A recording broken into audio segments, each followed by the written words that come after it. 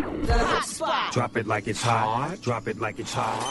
So hot and that's hot. You can catch me at the hot spot. It's the BR18. All right, we start the morning show, 8:29 before the top of the hour. Y'all time for the hot spot. What up, Brett? What up, Ricky? Good morning, everybody. I'm your girl, Brat Tat Tat, and this is the hot spot where we bring you music, movies, and more. So let's get off into it. A person was detained after allegedly attempting to break into Drake's mansion in Toronto one day after a security guard was shot while outside of his house. Now, the person allegedly tried to break into his house Wednesday and was apprehended and detained by the police. The police did not disclose this individual's identity because the person was apprehended under Ontario Mental Health Act, meaning that the incident is not being treated as a criminal matter. Now, under the act, authorities may take a person in custody to a physician for examination if officers are in the belief that this person is apparently suffering a mental disorder that could result in serious bodily harm. I mean, that makes it easy to break in somebody's house. Just act crazy. Say, oh, I'm crazy. I'm crazy.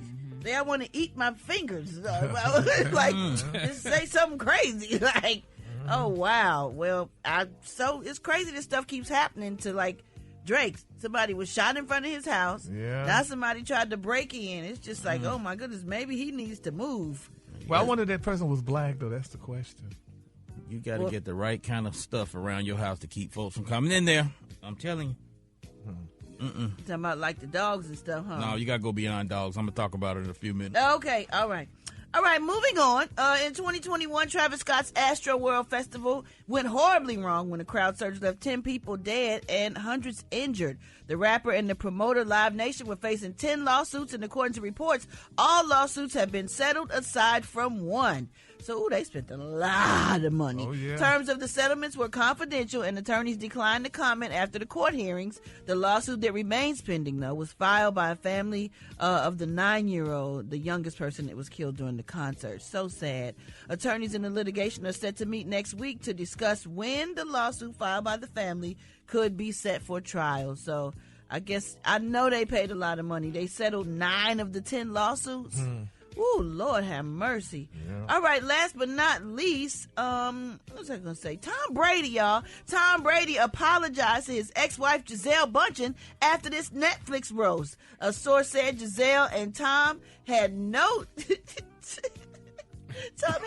disparaging remarks rule when it came to speaking about each other on their marriage and divorce. She is definitely offended and upset about the comments made in the roast. But he didn't say nothing bad about her. Other people, the comedians and everybody said was clowning her. And how can he control that, He though? can't control that. Did they have to sign something before they... No, it was a roast. She was married. Is a roast. She was married to a very famous person, and that's part of what you sign up for when you're married to a very famous person. Well, it says Gisele was aware that it comes with the territory, but didn't think it was going to be that many remarks made about her, and especially about her new relationship with the jiu-jitsu instructor, Joaquin Valente.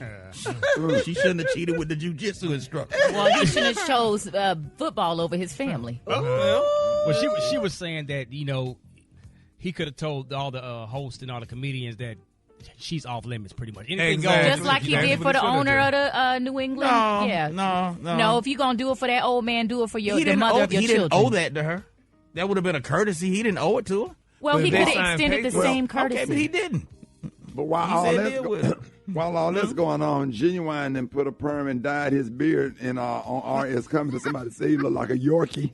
I can't go. The time now is 26 minutes before the top of the hour. We got your wake-up calls coming up. Hit us up at 8669-RICKEY. That's 8669-RICKEY. It's the Rickey Smiley Morning Show.